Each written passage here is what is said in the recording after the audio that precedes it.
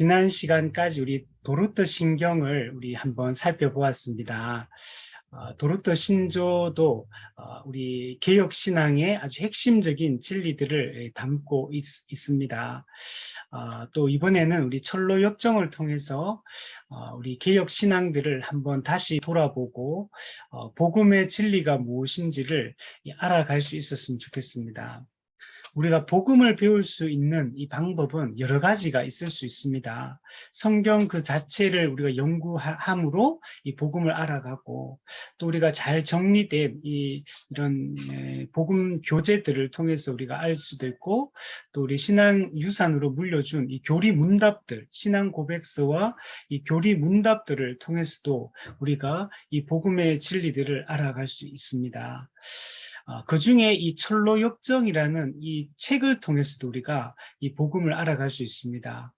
철로 역정은 교리 문답이나 신앙 고백사하고는 다릅니다. 이거는 이게 좀 이솝 우화, 우화 비슷하게 이렇게 풍류법으로 이렇게 기록이 되어 있습니다. 약간 소설 같기도 하고, 또 이거 이솝 우화처럼 우화 같기도 하고, 이런 아주 독특한 형식을 취해서 이 복음을 설명하고 있는데, 근데 이 철로 역정도 정말 직접적으로 그런 얘기들을 막 하진 않지만, 이제 풍류법을 통해 가지고 이 복음의 진리를 아주 상세하게 이게 다루고 있고, 청교도 신학자들이 가르쳤던, 청교도들이 가르쳤던 그 핵심적인 진리와 그 사상들을 여기에 담아내고 있습니다. 그래서 아주 독특한 형식이지만 복음이 아주 풍성하게 담겨 있는 책이다라고 할 수 있습니다.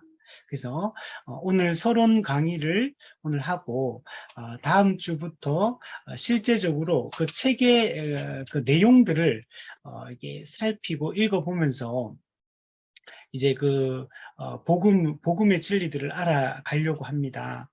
이 철로 역정 책은 사실 시중에 여러 이렇게 책들이 있습니다.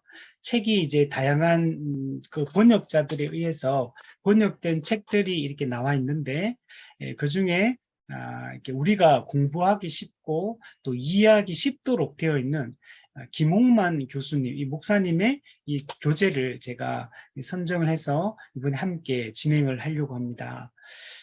김홍만 목사님은 이제 그 다른 책들도 많이 썼어요. 이런 좋은 이런 책들을 우리가 쉽게 일반 성도들이 이런 어려운 내용들, 교리 문답이라든지 이런 어려운 그 이제 과거의 그 선배들의 이 책들을 이렇게 쉽게 적어서 성도들이 쉽게 접근해서 이걸 공부할 수 있도록 이런 형식으로 많이 이렇게 만들었습니다. 그래서 이번에 우리가 보게 된 이 52주 스터디, 이 철로 역정 같은 경우에도 이게 그 철로 역정의 원래 그 책에 있는 내용의 그 내용들을 아주 간단하게 우리가 볼 수 있게끔 이렇게 요약 정리하고, 그리고 뒷부분에 이제 Q&A 해서 이게 질문과 답 형식으로 이 철로 역정에 담겨 있는 내용들의 그 신학적 의미들을 잘 풀어서 설명을 해주고 있습니다. 물론 우리가 그것만 가지고는 이제 충분히 이해하기 좀 어려운 측면도 있지만, 또 이제 충분히 설명하면서 이렇게 듣게 되면 쉽게 우리가 이 복음의 진리들을 이게 알아갈 수 있도록 그렇게 책이 구성이 되어 있습니다. 그래서 우리가 공부하기에 참 이게 잘 정리된 그런 책이다라고 얘기할 수 있습니다. 그래서 오늘은 이 철로 역정을 이제 공부하기 전에 우선 이 철로 역정에 대한 이 책에 대한 우리 전체적인 이야기를 좀 나누고, 그리고 이 책이 기록되게 된 배경, 그리고 이 철로 역정을 기록한 이 존 번연, 이 저자에 대한 이야기들을 통해서 이 철로 역정에 대한 이 기본적인 이해들을 오늘은 좀 가지는 시간들을 가지려고 합니다. 자, 그럼 이제부터 철로 역정 서론 강의를 우리 시작하도록 하겠습니다. 그럼 철로 역정은 기독교인이라면 한 번씩은 다 들어보았을 겁니다. 그리고 이 책이 중요한 책이다라는 것들도 이렇게 이야기를 많이 들었을 것입니다. 철로 역정은 기독교에서 여러분 성경 다음으로 많이 인쇄되고 많이 출판된 책이라고 할 수 있습니다. 물론 오늘날 우리가 이 철로역정을 실제로 이제 접해보지 않은 성도들도 많이 있겠지만, 이 철로역정이 1600년경에 이게 기록이 되고 난 이후에 아주 많이 출판되고 많이 이렇게 읽힌 책이라고 할 수 있습니다. 그래서 성경 다음으로 많이 읽혔다라고 이렇게 이야기를 합니다. 근데 아이러니하게도, 그러면 기독교인들이 성경책을 다 가지고 있고 집에 몇 권씩 가지고 있고 다 성경책을 가지고 있지만, 실제로 성경 전체를 66권 내용을 다 읽어본 사람은 성도들 중에 이렇게 많지 않듯이, 철로 역정은 다 알고 있고 중요하고 역사상 기독교에서 성경 다음으로 많이 인쇄되고 출판된 책이고 읽혔다고 하는데, 근데 실제로는 우리가 철로 역정을 다 읽어본 사람들이 사실은 생각보다는 이게 많지 않은 것이 우리 현실입니다. 교회마다 이렇게 목사님이 뭐 오후 예배라든지 수요 예배 때 이 철로 역정을 가지고 이 강의를 하는 그런 목사님들이 많이 있습니다. 그러나 또 그렇게 했다 하더라도 실제로 이 모든 그 수요 예배에 많이 했다면 수요 예배 전부 다를 참석한 게 아니고, 이게 듣다가 또 어떤 날은 빠지기도 하고 이러다 보니까, 이게 사실은 철로역정 전체를 이렇게 듣고 그 내용들을 의미를 이해하고 이런 것들은 사실 현실적으로 잘 안 되는 것이 사실입니다. 저도 예전에 부교육자 때 이 철로역정을 목사님이 그때 하셨어요. 그때 저희 교회가 40일 이제 특별 이 새벽 기도회를 했는데, 40일 동안 이 철로역정 전체를 다루며 목사님이 이제 설교를 하셨어요. 이거는 40일이라는 어떻게 보면 집중된 특별한 기간을 정해서 이렇게 했는데, 근데 성도들의 참석이 들쭉날쭉 하다 보니까 실질적으로는 제가 다 끝나고 나서 성도들의 반응과 그 이야기를 들어볼 때, 어떤 그 말씀을 들을 때는 그 부분에 대해서는 어느 정도 이해를 하고 은혜를 받고 이런 게 있지만, 전체적으로 철로역정의 그림을 그리지 못하는구나. 이 철로역정은 이 그림이 중요하거든요. 큰 그림이 중요합니다. 전체적인 첫 출발을 해서 처음 이제 불신자 죄인이 이 성경을 접하게 되고 천국에 이르는 전 과정에 대한 이 그림이 중요하거든요. 이 철로역정은 그게 아주 핵심적인 거예요. 그래서 각 이제 가는 과정마다 어떤 인물들, 어떤 상황을 만나게 되고, 어떻게 헤쳐나가고, 어떻게 십자가를 만나게 되고, 십자가를 만난 이후에 천국까지 가는 순례의 여정 가운데 어떻게 가야 되는가. 이 전체적인 길이, 이 그림, 이게 중요한데, 이제 이걸 잘 잡지를 못한다. 그래서 우리가 세부적인 부분을 아는 것도 중요하지만, 이 전체적인 그림을 통해 우리가 신앙생활을 시작하고 난 이후에 만날 수 있는 수많은 위험과 그런 어려움들을 우리가 잘 이렇게 알아가는 것. 그래서 이렇게 우리 인터넷 찾아보시면 철로 역정 그림이 나옵니다. 이렇게 많은 사람들이 그림으로 그렸어요. 그래서 이 전체 그림을 잘 이해하는 것이 중요하다라고 말할 수 있습니다. 철로 역정을 또한 읽고 난 이후에 사람들의 반응도 이런 제각기입니다. 철로 역정을 읽고 매우 흥미롭다, 너무 은혜를 받았다, 큰 은혜를 받았다, 이렇게 말하는 사람들도 있는 반면에, 철로 역정을 읽고 난 이후에 그 상징하는 그 의미가 무엇인지 잘 모르겠다, 그냥 우리가 이솝우화를 읽으면 대충 이런 의미구나, 이런 교훈이 있구나, 이런 거 알듯이 철로역정도 읽어보면 내용이 어렵진 않아요. 그 본문 내용 자체가. 그래서 읽어보면 어느 정도 이해가 되고 신앙적으로도 이렇게 유익이 있고 이런 의미 같다, 이렇게 우리가 느낄 수 있습니다. 근데 이제 문제는 철로역정의 그 책의 내용들은 그 어떤 그 내용 하나하나가 다 이제 어떤 의도를 가지고 있습니다. 예를 들면 그 기독교가 남루한 옷을 입고 있는 한 사람이 이렇게 말하면 남루한 옷을 입었다. 남루한 옷이 의미하는 바가 있어요. 그래서 이 철로역정 같은 경우는 이게 짧은 본문의 내용이지만 그 하나하나가 어떤 영적인 의미들을 담고 있어요. 그래서 이게 생각보다는 철로역정이 어렵게 느껴질 수밖에 없어요. 읽어보면 우리가 예를 들면 이런 겁니다. 요한계시록을 읽으면 대충 이런 게 나오고 이런 내용이 있고 이런 말들이 있고 이렇게 하면 아는 거가 우리가 잘 이해가 되는 것 같기도 한데 또 실제적으로 그 내용을 하나씩 꼼꼼히 물어보고 꼼꼼히 이게 어떤 의미일까를 생각해 보면 쉽지가 않듯이 철로역정도 겉으로 보면 다 내용을 알겠어요. 무슨 내용인지. 이런 사람 만났고 이런 일들이 있었고 이런 위험에 빠졌고 이렇게 되었다. 근데 그게 영적으로 실질적으로 어떤 의미를 가지느냐, 신학적으로 어떤 의미를 가지느냐를 아는 것은 좀 다른 문제예요. 그러다 보니까 철로역정을 읽고 들었는데 뭘 말하는지 정확하게 이게 의미가 뭔지 잘 모르겠다. 이렇게 말하는 분들이 많습니다. 그래서 철로역정 같은 경우는 사실 아무런 설명 없이 그냥 책만 혼자서 읽어서는 각 사건이 각 문장이나 각 내용들이 상징하는 의미를 신학적으로 이해하기가 생각보다 쉽지 않다. 이거는 목회자들이 읽어도 똑같아요. 이게 사실은 저도 그냥 철로역정 책만 봐가지고는 이게 무슨 의미인지 제가 정확히 설명을 다 못합니다. 그냥 큰 틀에서 이런 의미 같습니다. 이 정도까지는 제가 설명할 수 있어도 사실 그 하나하나가 가지고 있는 그 내용의 의미들을 책만 가지고는 사실 설명하기가 어려워.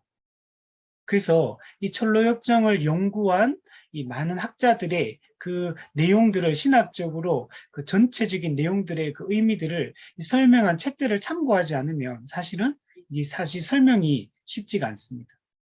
우리가 이번에 보게 될 이 52주 스터디 철로역정 같은 경우에는 뒤에 Q&A 그래가지고 뒤에 질문과 답 형식으로 그 어떤 그 신학적 의미, 교리적 의미 이런 것들을 뒤에 풀어놨어요.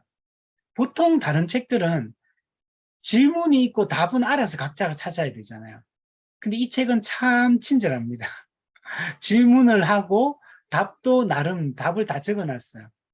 그래서 그 내용들을 우리가 물론 그건 충분히 설명되어 있지는 않아요. 그래서 그 답을 읽으면서 이 질문과 이 답의 의미들을 통해 이 신학적, 교리적 의미들을 우리가 알아가려고 합니다. 그래서 다른 책에 비해서는 이 책은 정말 친절한 그런 책이다라고 얘기할 수 있습니다. 그럼 철로역정에는 수많은 등장인물들이 등장합니다. 이름도 뭐 고집쟁이, 변덕쟁이, 게으름뱅이 뭐 이렇게 이름을 이런 식으로 다 적어놨어요.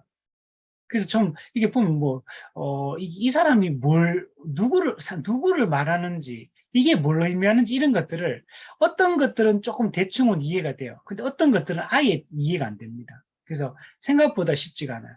예를 들면 뭐 절제, 거룩 뭐 이런 식으로 이름이 나와요. 사람인데. 근데 그게 이제 교리적 의미들을 다 갖고 있는 겁니다. 수많은 등장인물들이 등장하고 또 사건들이 등장을 합니다. 사건들도 엄청 많아요. 근데 이 모든 것들이 전부 다 풍요적 표현들로 다 되어 있습니다. 이 풍요적이에요. 그러니까 어떤 뭔가를 설명할 때 직접적으로 설명하지 않아요. 직접적으로 설명하지 않고 비유적으로 빗대어서 설명을 다 합니다. 그래서 풍요적으로 이게 표현되어 있기 때문에 이게 어려운 거예요. 보통 청교도 작품들을 읽어보면 이게 직접적으로 설명이 되어 있어요. 그냥 풀어서 쫙 이렇게 설명이 되어 있다 보니까 이게 영적으로 이런 의미구나. 교리적으로 이런 걸 말하는구나. 이런 것들을 이게 너무 쉽게 이렇게 이해할 수 있어요. 물론 이제 우리가 신학적 소양이 좀 있어야지 이해가 되지만 근데 이제 철로역정 같은 경우는 이게 이수부화처럼 이렇게 풍요적으로 이렇게 적어놨기 때문에 이게 다 그 하나하나를 의미를 해석을 해야 돼요. 그래서 이 철로역정이 생각보다 쉽지 않다.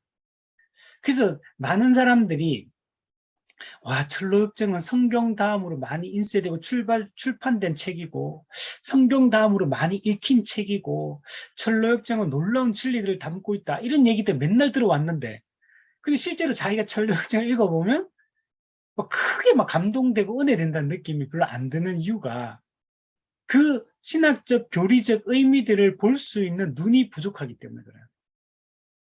그래서 이거는 정말 청교도 신학의, 이 개혁 신학의 백미를 담고 있거든요. 근데 그걸 볼 수 있을 만큼의, 그걸 읽어낼 수 있을 만큼의 신학적 소양이 없이는 사실은 철로역정을 읽어도 크게 유익을 사실 못 누리게 됩니다. 그래서 이거는 설명이 필요해요. 설명이 없이 철로역정 이야기는 사실은 쉽지가 않습니다. 그래서 표면적으로 드러난 사건은 우리가 잘 이해할 수 있지만 그것이 가지고 있는 영적인 의미, 이 교리적 의미, 신학적 의미, 이것을 우리가 잘 알아가는 게 중요합니다. 그래서 철로역정은 제대로 알고 나면 정말 놀라운 책이 아닐 수 없어요. 저도 철로역정을 예전에도 읽어보고 했지만 이제 알고 나서 이제 이런 것들을 보기 시작하니까 정말 감탄하지 않을 수가 없어요.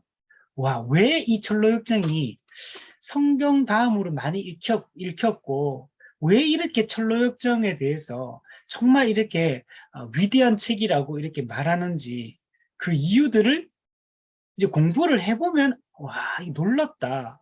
어떻게 복음을 이렇게 설명해 냈을까? 어떻게 이 한 죄인이 천국에 이르는 그 과정을, 그 회심의 과정과 성화의 과정, 그 과정 중에 겪을 수 있는 수많은 미혹과 시험들, 그리고 그것을 대처하고 어떻게 이겨내고 어떻게 우리가 하는지 이런 것들을 너무 상세하고 자세하게 기록해주고 있어요.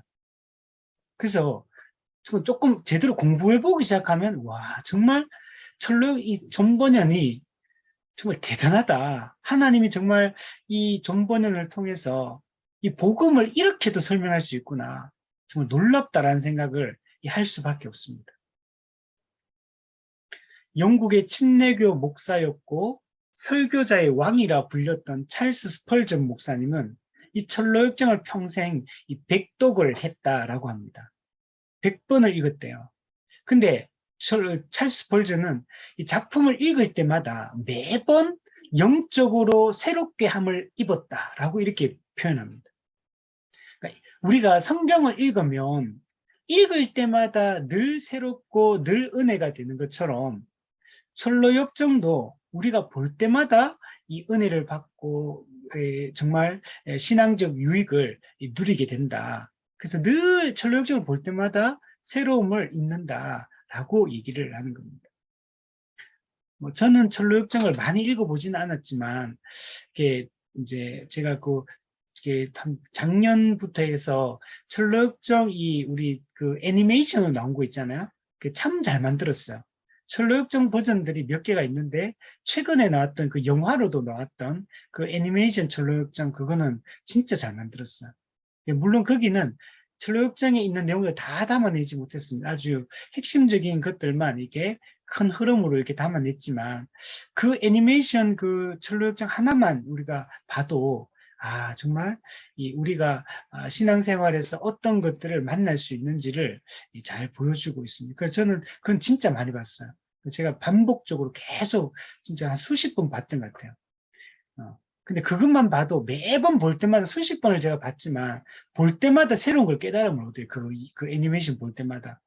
그러니까 제가 못 보고 놓쳤던 것들, 말 한마디 속에 그 행동 하나 속에 그리고 그 상황 속에서 그런 것들이 다 연결되어 있거든요. 철로역정이 놀라운 게 회심의 과정과 성화의 과정, 천국에 이를 때까지 그 전 과정이 쭉 연결돼 있어요.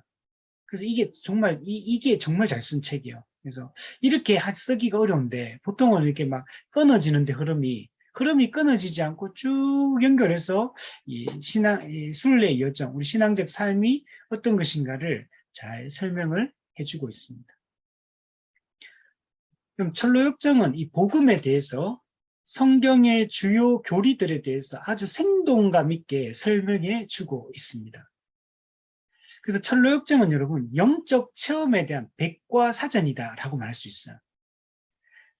회심과 성화의 과정 전체에 대한 영적 체험, 백과사전 또는 종합 선물 세트라고 얘기할 수 있어요.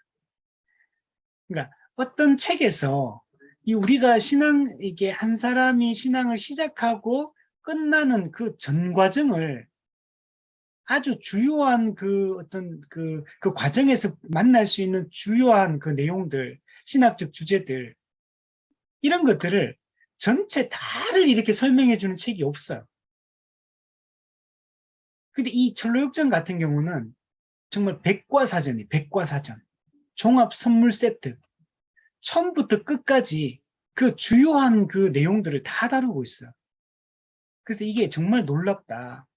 어떻게 이런 것들을 우리가 신앙생활 하면서 또는 성경을 읽으면서 기독교에서는 이런 것들이 중요하구나. 이런 교리들이 중요하구나. 이런 내용들이 기독교에 중요한 거구나.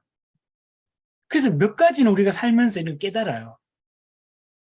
근데 우리가 성경에서 나타나 있는 주요 사상들, 주요 신학적 교리들을 이걸 전부 다를 이렇게 펼쳐내는 게 어렵거든요. 그걸 깨닫는 것도 어렵고, 그걸 드러내는 것도 어려워요. 말로 표현해내는 것도 어려워요. 근데 이걸 갖다가 말로 표현한 것도 아니야, 이거는.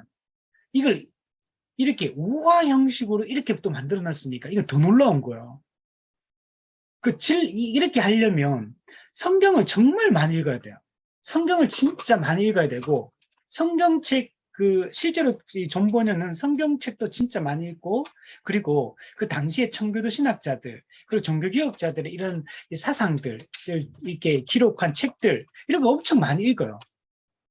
그래서 그 영향을 많이 받아요. 그리고 그걸 갖다 자기가 그 깨달은 것들을 이런 소설 형식, 우화 형식, 이런 형식으로 이걸 다시 각색해서 담아낸 거. 근데 이거는 모르면 이렇게 담아낼 수가 없어요. 표현 자체가.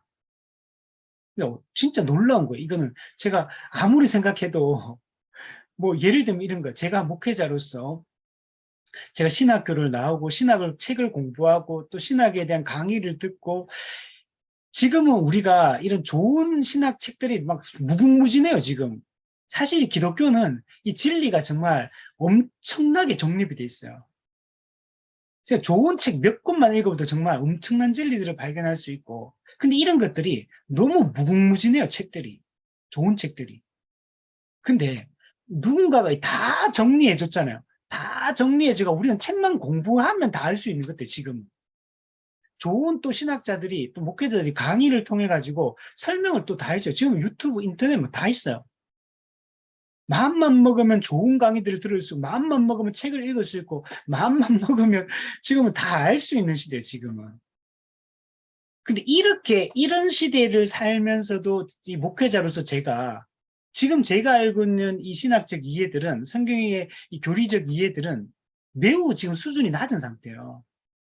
제가 지난번에도 한번 얘기했었죠. 지금 저 정도의 수준에 있는 목회자들은 종교개혁 시대로 가면 그냥 일반 평신도에 불과해요. 수준이. 지적 수준이. 종교개혁 시대의 지적 수준이 엄청 높았어요. 성도들의 수준이. 지금 그래서 우리 목회자들이 만나서 그런 얘기를 하는 거예요.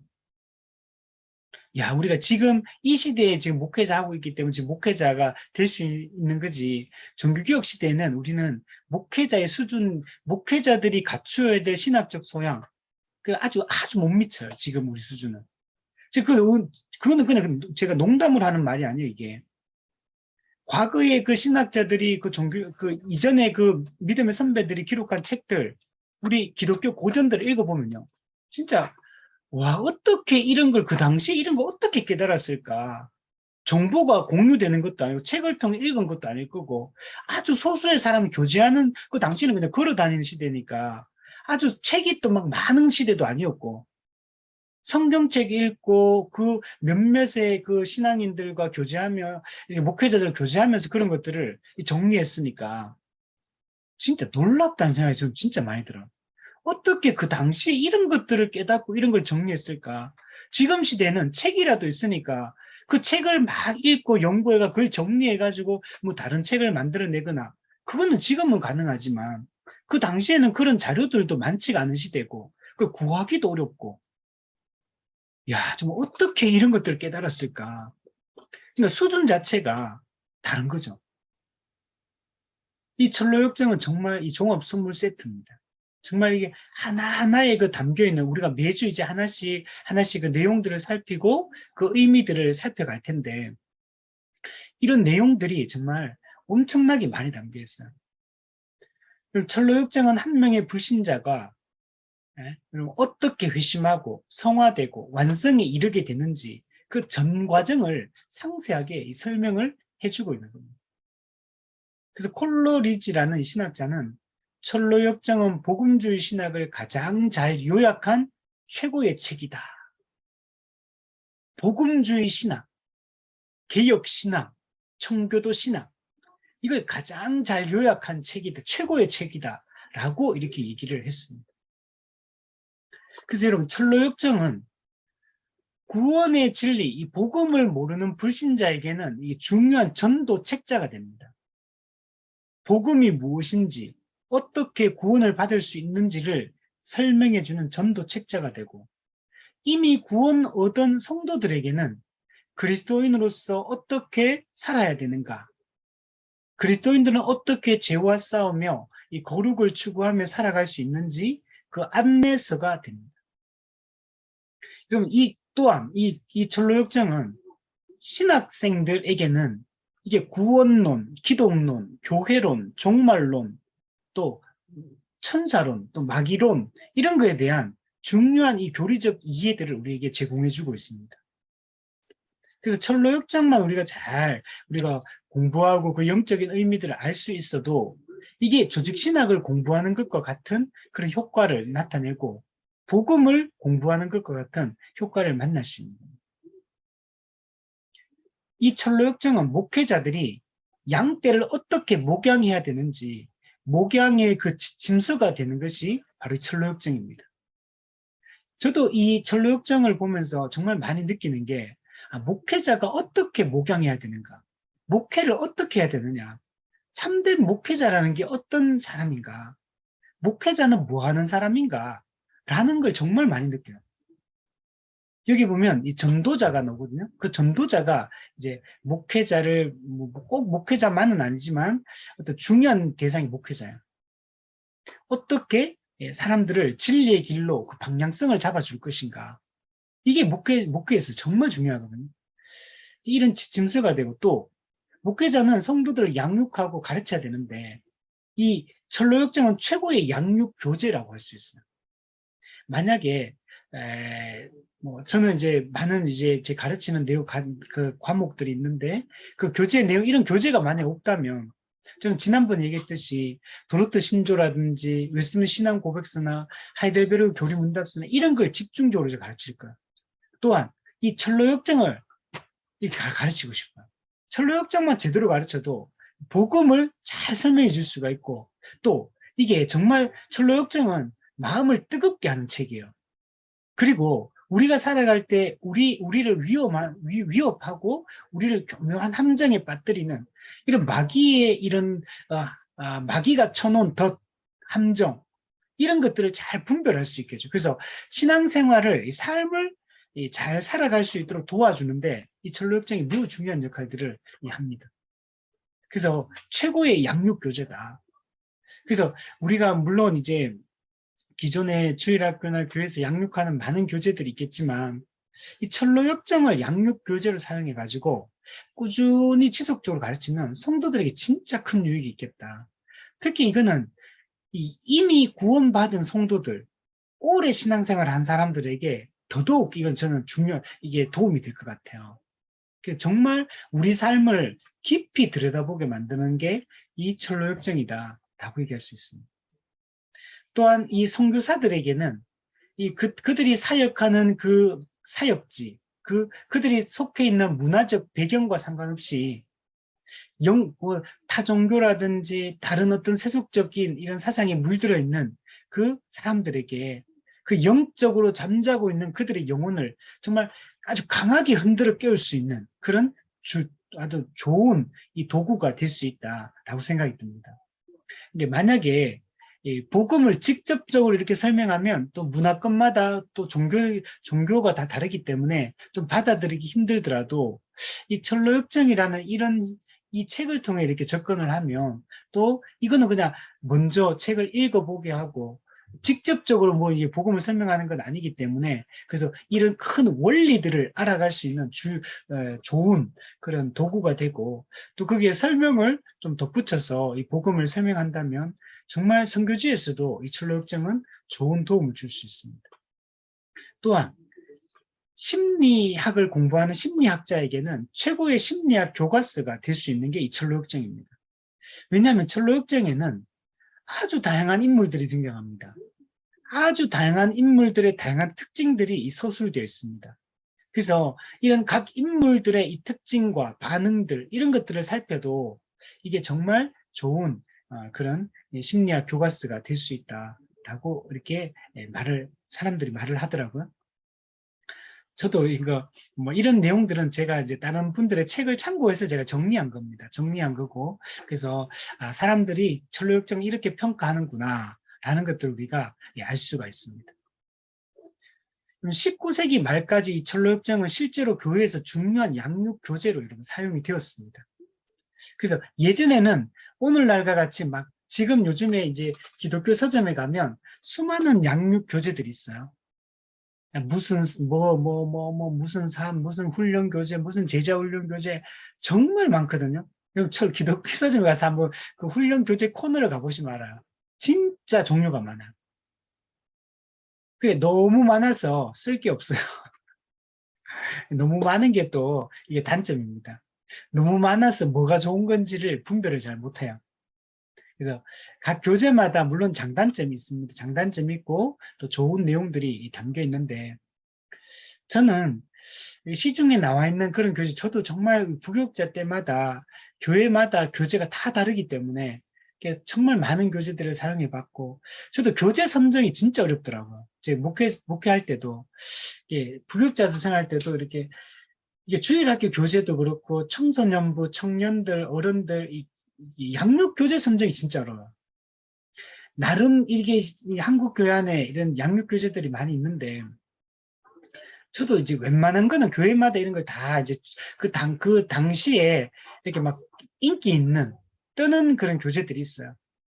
그런 거 웬만하면 교회들이 다 해보기 때문에 저도 웬만한 거는 다 이게 좀 이렇게 살펴보고 또 교회에서도 실제로 했던 것들도 있고 하진 않았지만 그 내용들을 훈련을 받거나 이렇게 했던 것들이 많은데 이게 근데 이 교재는 너무 좋다. 이 교재 너무 좋아서 이 교재는 내가 평생을 가르쳐야겠다. 이런 생각이 드는 교재는 잘 못 만났어요. 물론 제 기준입니다. 어떤 분들에게는 그런 게 있겠죠. 근데 저는 보면서 아쉽다. 이거는 요 부분은 잘 설명해 주는데 너무 이게 요거밖에 설명을 전체적으로 종합적이어야 되는데 이게 교재들이 전부 다 어떻게 되냐면 되게 파편적이에요. 전부 다 교재가. 이게 전체적으로 큰 그림을 그려줄 수 있는 교재들이 있어야 되는데, 그리고 큰 그림을 그려주고 나서 세부적으로 이 부분은 좀 더 상세하게 설명해주고, 이런 형식으로 이제 교재가 접근이 되면, 성경 66권은 이런 걸 얘기하는구나. 기독교에서 가르치는 조직신학, 이 전체 교리는 큰 틀에서 보면 이런 거구나. 그리고 서로가 상호간에 이런 연결점이 있구나. 이렇게 이해대로 가르쳐주면 성경이 이해가 잘 되는데 이 교재들이 그걸 담아내는 교재들이 없어요. 정말 이 교재 좋다 했는데 가보면 아주 단편적인 교리들을 이렇게 어떤 파편적인 교리들을 정리해 놓고 주로 적용 중심적이고 이게 그냥 복음 그 자체도 충분하게 잘 설명해 내는 교재가 없고 교리적으로도 조직신학의 6대 조직신학 분야들을 연결해서 설명해야지 이게 이해가 되는데 파편적으로 지식적으로 아주 이렇게 딱딱하게 단편적으로 교리들을 설명하니까 이게 배워서 뭐 아는 것 같은데 이게 또 연결이 안 되고 이게 늘 저도 이렇게 헷갈렸어요. 목회자로서도. 오히려 제 철로역정 이 하나가 이 66권 전체 조직신학 6대 분야 전체를 설명해 주고 있고 너무 좋은 거예요. 예를 들면 기독교 강요, 이건 아주 기독교 강요는 내용도 엄청 많고 분량도 많은데 기독교 강요는 훨씬 이런 걸 자세하게 설명해주고 직접적으로 또 설명해주고 이런 건 전부 다 성경 66권 전체 사상을 다 집대성해 놓은 거예요. 철로역정도 한 권 안에 성경 66권 전체가 집대성되어 있어요. 기독교 강요도 집대성되어 있어요. 기독교 강요, 웨스민스터 신앙 고백서도 이게 집대성되어 있어요. 주요 교리들이. 하이델베르그도 이런 거 집대성되어 있어요. 이렇게 설명을 해야지 성도들이 복음이 이거구나. 성경에서 말하는 기독교에서 말하는 진리라는 게 이런 걸 얘기하는 거구나. 라는 그림이 그려질 수가 있어요. 근데 교회를 오래 다녀도 사실 큰 그림이 기독교가 말하는 큰 그림이 그려지지가 않는 거예요. 그러니까 전부 단편적이에요. 그러다 보니까 설교를 막 20년, 30년을 들어도 이 지식적 수준은 이게 늘어나지가 않는 거예요. 교회에서 막 시행하는 양육들 다 받아봐도 근데 물어보면 복음도 잘 정리가 돼 있잖아요. 그 이유가 뭐냐면 가르치는 데 문제가 있는 거예요. 그 가르치는 교재의 그 질적인 그 수준 이게 문제가 있는 거예요. 그러니까 아무리 많은 교재들을 공부하더라도 교재의 수준이 떨어지면 가르치는 사람의 수준이 그만큼은 못 따라가면 아무리 많은 교재를 공부해도 실력이 늘질 않아요. 지적인 수준이 늘질 않습니다. 그래서 교회를 오래 다니나 한 5년 다닌 사람이나 한 10년, 20년, 30년 다닌 사람이나 성경에 대해 아는 게 거의 비슷해요. 이게 진짜 큰 문제예요, 우리 한국 교회가. 이거는 우리의 가르침의 수준에 문제가 있는 거다. 가르치는 그는 제가 생각할 때는 가르치는 교재를 어떤 교재를 선정했는데 이 문제예요. 교재 자체가 깊이 있는 내용을 담고 있어야 되고 큰 그림을 그릴 수 있는 성경 전체 사상을 담아낼 수 있고 전체 사상을 연결성이 있어야 된다. 연관성을 가지고 설명을 해야지만 그 이해가 되고 교회론과 종말론이 어떻게 연결되는지 기독론과 구원론이 어떻게 연결되는지 성령론과 이게 교회론이 어떻게 연결되는지 신론과 인간론이 어떻게 연결되는지 인간론과 종말론이 어떻게 연결되는지 이 6대 조직 신학 분야가 연결이 돼야 돼. 연결이. 서로가 서로를 보완해서 그 부분들을 전체적인 큰 그림을 그릴 수 있도록 도와주는 그런 방식이 아니면 안 된다. 그래서 철로역정은 바로 이런 부분들을 충분히 이렇게 채워주는 그런 교재라고 얘기할 수가 있습니다. 그래서 철로역정은 정말 19세기 말까지 정말 중요한 양육 교재로 사용됐는데 이 교회가 희한한 거죠.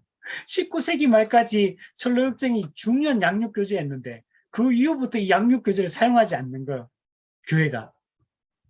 기독교 강요도 하이데벨 교리문답도 도르트 신조도 그 이전까지는 중요한 교회 양육 수단이었는데 그 이후부터는 이런 것들 안 가르치는 겁니다. 이게 진짜 우리가 지금 교회사 2000년의 그 핵심적인 진리들을 담고 있고 최고의 교재, 최고의 책이라고 할 수 있는 그런 것들이 지금은 교회 안에서 이런 것들이 가르쳐지질 않는 거예요. 저는 왜 그렇게 하는지 정말 이해가 안 돼요. 저는 솔직하게. 이걸 이렇게 좋은 교재들이 이렇게 넘치는데 저는 이게 교단에서도 예를 들면 주일학교 공과 이런 것도 왜 만드는지 저는 이해가 잘 안 돼요. 그 교재 만드는 수준이 이미 2000년 동안 교회가 사용하고 있던 특히 종교개혁 이후에 핵심적인 진리들을 다 정리해서 다 물려주고 있는데 이런 것들이 오랫동안 양육교재로 사용되어 왔고 그럼 왜 오랫동안 사용했겠어요? 그 내용이 너무 좋으니까 너무 핵심적인 진리를 잘 담고 있으니까 그걸 교재에 사용하는데 굳이 이런 걸 딱 정리해가지고 요약해가지고 딱 우리한테 손에 딱 쥐어줬는데 왜 굳이 이렇게 주일학교 이렇게 분방 공부 책을 만들고 이런 거 저 왜 하는지 솔직히 이해가 잘 안 돼요. 왜 이런 수많은 교재들을 왜 만들까?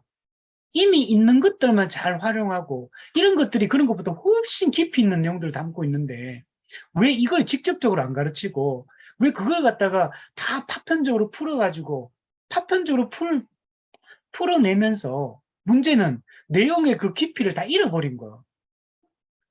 그래서 우리가 시중에 나는 교재 읽으면은 정말 이게 수준이 유치원 수준이 유치원.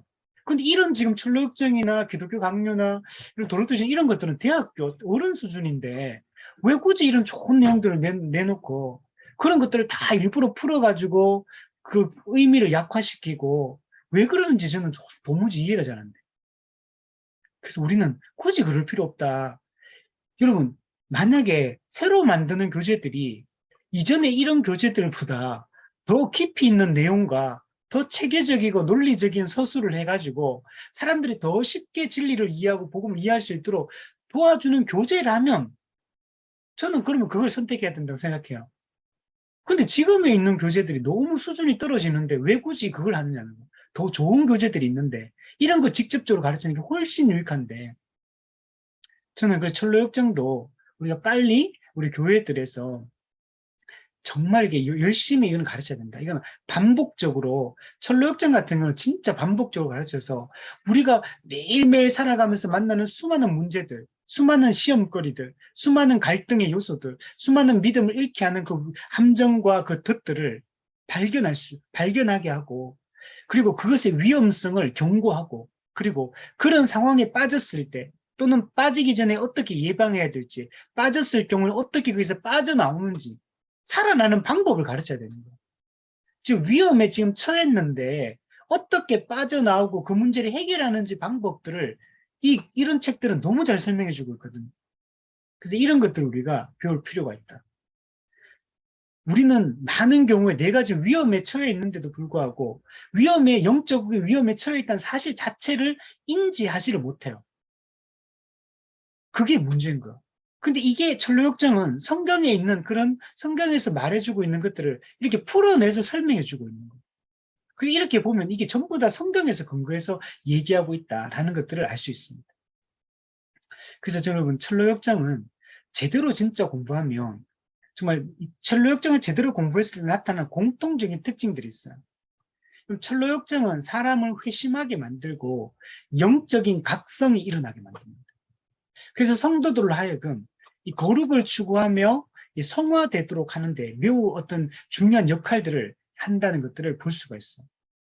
그게 한 3가지 정도로 한번 생각해 보면, 물론 이제 이거는 이게 철로역정을 공부한다는 거는 이게 처음부터 끝까지 이제 체계적으로 잘 공부한다는 걸 제가 말합니다. 그냥 띄엄띄엄 공부하는 이런 얘기를 하는 건 아니에요. 그냥 잘 공부한다는 전제하에. 자, 그러면 첫 번째로 철로역정을 우리 공부하게 되면 반드시 이 고민을 하게 돼요. 나는 과연 정말 회심한 참된 그리스도인인가? 라는 질문을 반드시 던지게 됩니다. 나의 이 믿음의 참됨에 대해서 반드시 이 고민을 하게 됩니다. 나의 믿음이 참된 믿음인지에 대한 점검이 이루어지도록 하는 그런 역할을 합니다. 진정한 구원의 은혜는 무엇인가? 참된 믿음과 거짓 믿음을 어떻게 분별하는지에 대한 이 분명한 이해를 갖도록 합니다. 정말 이거는 이게 우리가 앞으로 공부해보면 알겠지만 진짜 고민하게 만들 거야.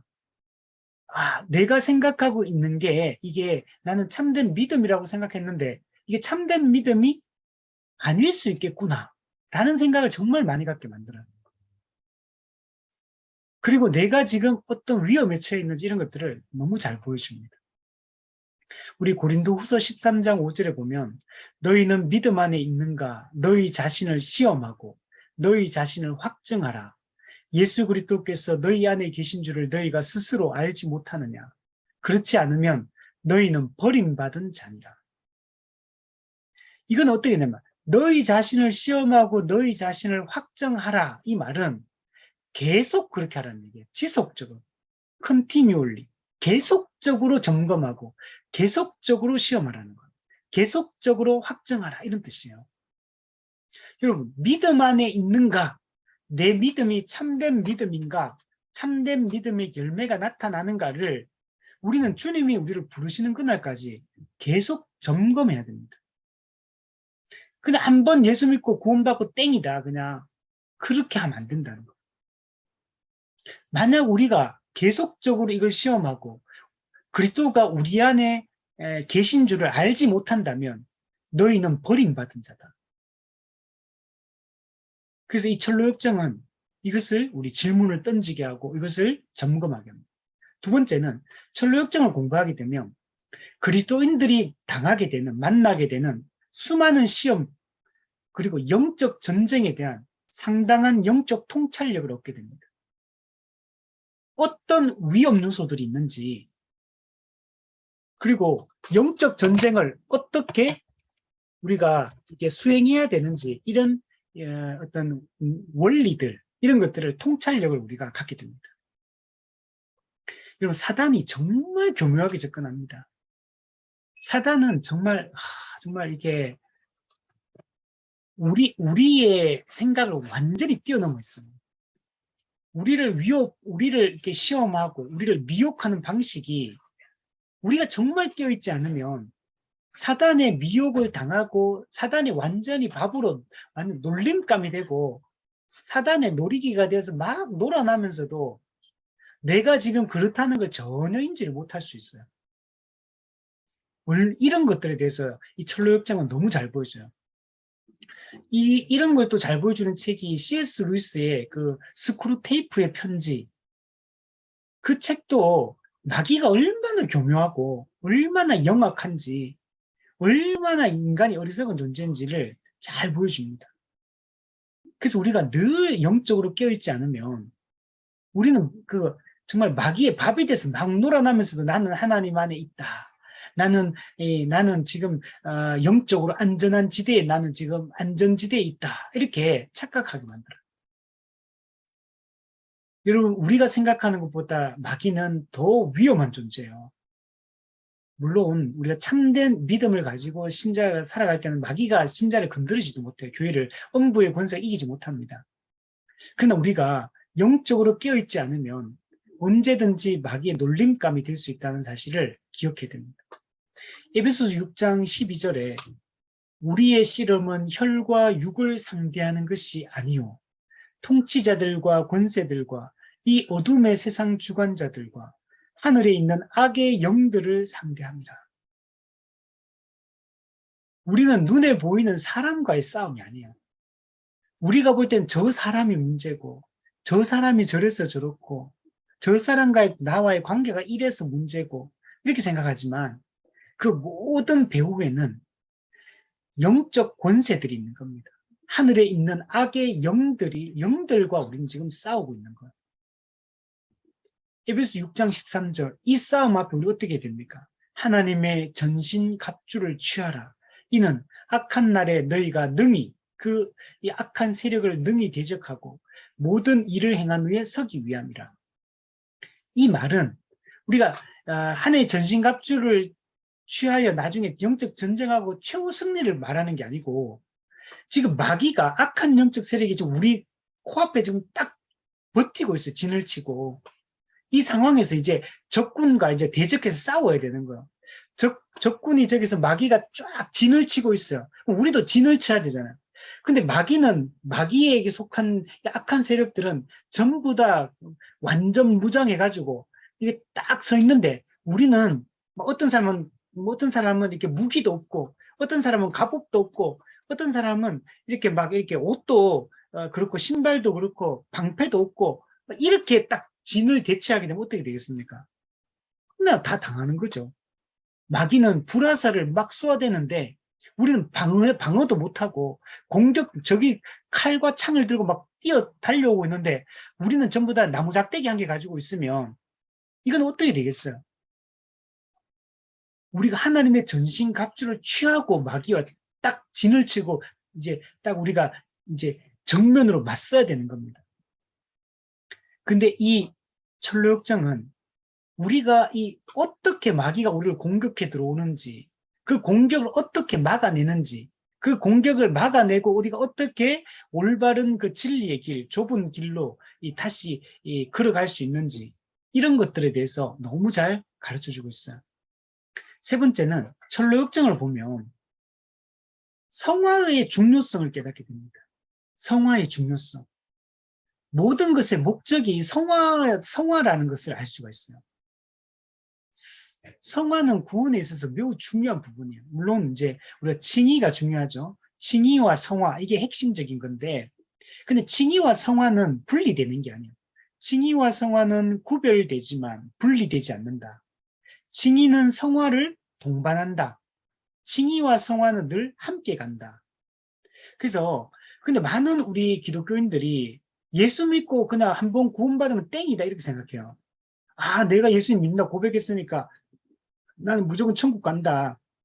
그러다 보니까 성화의 부분에 대한 매우 약해요. 사실 한국 교회는 이 성화론에 대해서 교육이 잘 안 되고 있어요. 성화론이 상당히 중요하거든요. 칼빈의 기독교 강요에서도 이 성화 부분이 정말 중요해요. 이 바울 신학에 있어서 성화론은 정말 중요하거든요. 근데 우리는 사실은 기독교인들이 어떻게 살아야 되는가, 이 성화론에 대해서 어떻게 거룩하게 우리가 어떤 존재인가, 어떻게 거룩하게 살 수 있는 존재인가, 이런 성화론에 대한 이해가 매우 부족해요. 바울은 이 바울 서신에서 이 성화론을 정말 이게 강조를 하거든요. 근데 우리는 그냥 예수님을 믿으면 구원받습니다. 그냥 이 칭의론에 좀 더 집중이 돼 있고, 근데 그 칭의론조차도 왜곡이 돼 있어요. 칭의론도 많이 이게 바울이 말했던 그 이신칭의, 종교개혁자들이 말했던 그 이신칭의 정확한 개념이 아니에요, 한국교회는. 약간 이게 빗나가 있어요. 그 부분에 중요한 게 바로 성화 부분이에요. 칭의와 성화는 함께 간다. 칭의는 성화를 반드시 동반한다. 이게 이신칭의에 있어서 매우 중요한 부분이거든요. 근데 이런 부분들이 사실은 되게 약해요, 교회가. 성화론이 정말 약하고, 이 영적 전쟁에 대한 이해도 매우 왜곡돼 있어요. 뭐가 영적 전쟁이나 예수 이름으로 명하는 마귀야 물러가라. 이런 게 영적 전쟁이라고 생각하고 있는 거예요. 여러분, 마귀는 아까도 말했지만 바보가 아니에요. 그냥 뭐 복음에 대한 이해도 별로 없고, 복음에 대한 확신도 없고, 삶도 이렇게 거룩하게 살지 않으면서, 거룩의 열매도 없으면서, 그냥 어떤 공격당할 때 내가 예수 이름으로 명하는 마귀야 물러가라. 이렇게 말한다고 해서 마귀가 바보가 아닌 이상 물러가겠어요? 성화의 이 영적 전투의 이 개념도 왜곡이 많이 돼 있고, 칭의에 대한 오해, 성화에 대한 오해, 이런 부분이 상당히 왜곡이 돼 있어요. 철로역정은 이런 부분들을 정말 많이 이렇게 조정해 줍니다. 도대체 예수 믿는다는 게 뭔지, 예수 믿고 그리스도인으로 살아간다는 것이 뭔지, 어떻게 살아가는 게 참된 이 성도의 거듭난 사람의 삶의 특징이고, 또 이런 거는 거듭난 사람의 삶이 아니다라는 것들을 너무 잘 보여주고 있어요. 특히 이 믿음과 행위가 일치하는 문제. 여러분, 이 철로역정이 기록된, 좀 이따 제가 설명하겠지만, 배경이 뭐냐면, 당시의 영국 교회 성도들이 믿는 것과 행동하는 것, 믿음과 행위가 일치되지 않았기 때문에 큰 문제가 발생했어요. 믿는 거는 이렇게 믿는다고 말해놓고, 살아가는 거는 그렇게 안 살아가는 거예요. 믿음과 행위가 일치되지 않는 이 문제가 심각한 문제였고, 이것이 철로역정이 기록되게 된 중요한 배경이 됩니다. 그래서 철로역정은 믿음과 행위가 일치하는 참된 그리스도인이 되기를 정말 갈망하고 추구하게 만듭니다. 그래서 우리가 철로역정을 쭉 공부해보면, 아, 이런 게 그리스도인다운 삶이구나. 아, 이런 게 성도가 살아가야 될 삶의 모습이구나. 라는 것들을 이제 알게 돼요. 그래서 이걸 공부하면, 아, 내가 정말 참된 그리스도인으로서 살아가야겠다. 그렇게 거룩하게 살고 싶다. 라는 이런 열망들이 이걸 보면 생기게 됩니다. 데살로니가 전서 4장 3절에 보면, 하나님의 뜻은 이것이니 너희의 거룩함이라. 에베소서 4장 13절 14절, 우리가 다 하나님의 아들을 믿는 것과 아는 일에 하나가 되어, 믿는 것과 아는 일에 하나가 돼야 돼요. 믿음과 행위가 일치해야 돼요. 믿는 것과 사는 것이 일치가 돼야 돼요. 그런 사람을 바울은 온전한 사람을 이루었다 이렇게 표현해요. 그 온전한 사람은 어떤 사람이냐? 그리스도의 장성한 분량이 충만한 데까지 이르리니, 그리스도의 장성한 분량에 충만한 데까지 이런 사람이 온전한 사람, 어떤 사람? 믿음과 행위가 일치하는 사람. 이렇게 얘기하는 거예요. 반대로 영적인 어린아이는 어떤 사람이냐? 믿음과 행위가 일치하지 않는 사람. 믿음과 행위가 일치하지 않기 때문에 어떻게 살아가느냐? 사람의 속임수와 간사한 유혹에 빠져 온갖 교훈의 풍조에 밀려 요동하는 사람. 우리는 이런 사람의 상태에서 벗어나야 된다는 거예요. 히브리스에도 5장에 보면 이렇게 말해요. 하나님의 말씀의 초보를 버리고 완전한 대로 나아가라. 그리스도의 도의 초보에서 머물러 있지 말고 영적으로 장성한 사람이 되어라. 젖은 먹는데 단단한 음식을 먹지 못하는 그런 영적 어린아이의 일을 벗고 영적으로 장성한 사람이 되어라. 이렇게 얘기를 하고 있습니다. 그래서 이 철로역정은 이 세 가지. 나는 정말 참된 그리스도인인가? 두 번째, 우리가 그리스도인이 살아갈 때 어떤 위험 요소들이 있는지, 시험거리가 있고 또 영적 전쟁을 어떻게 수행해야 되는지. 세 번째, 성화의 중요성을 알게 해서 믿음과 행위가 일치하는 참된 그리스도인의 삶을 갈망하게 하는 것. 이 세 가지가 이 철로역정을 공부할 때 우리가 누릴 수 있는 유익이라고 할 수 있습니다. 자, 우리 한 5분만 쉬었다가 우리 철로역정이 기록된 그 당시 시대적 배경과 그리고 이 철로역정을 기록한 존 번연, 이 저자가 어떤 인물이었는지 그걸 우리가 한번 살펴보면서 철로역정이 이런 배경 가운데 기록되었구나라는 것들을, 그리고 어떤 목적으로 기록되었구나라는 것들을 한번 살펴보도록 하겠습니다. 우리 5분만 쉬도록 할게요.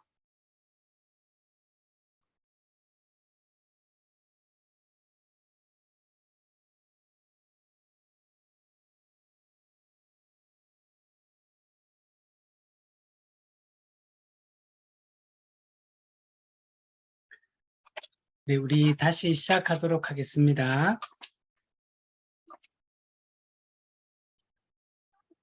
네, 우리 화면을 좀 켜주시고요. 네, 우리 다시 시작하겠습니다. 철로역정은 1678년도에 이게 발표가 되었습니다. 그러니까 이 시대는 이제 종교개혁 시대가 끝나고 이 정통주의 시대 막바지라고 할 수 있습니다. 정통주의 시대가 이 1600년 이 후반기라고 할 수 있거든요. 그때 이 철로역정이 기록되었다라고 말할 수 있습니다. 우리 이전에 공부했던 이 도르트 신조가 1619년에 이렇게 기록이 되었고 작성이 되었고, 또 그 이전에 배웠던 우리 웨스트민스터 신앙 고백서가 1647년에 그때 만들어졌습니다.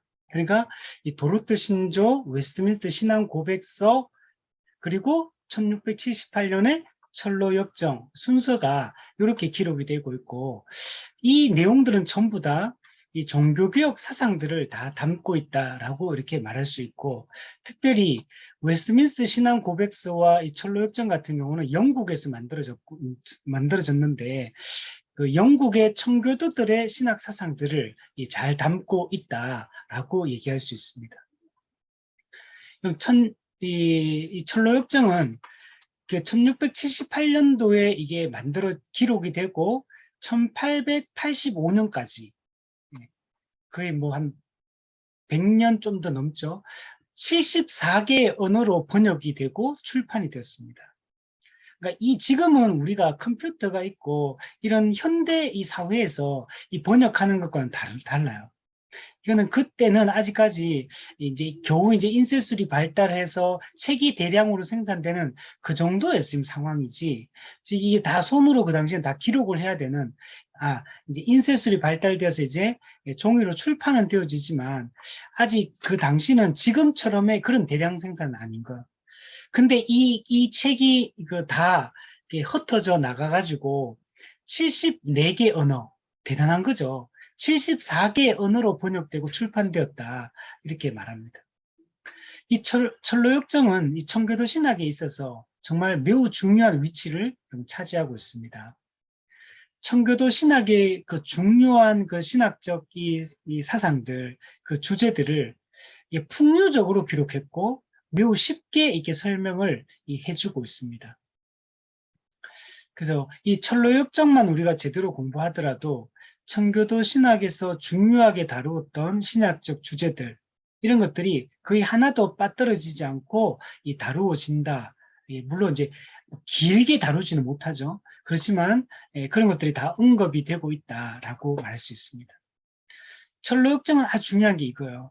회심의 과정과 성화의 과정, 이 두 가지로 이제 나누어서 우리가 생각해 볼 수 있는데, 이 회심의 과정과 이 성화의 과정이 이렇게 아주 매끄럽게 연결이 되어 있습니다.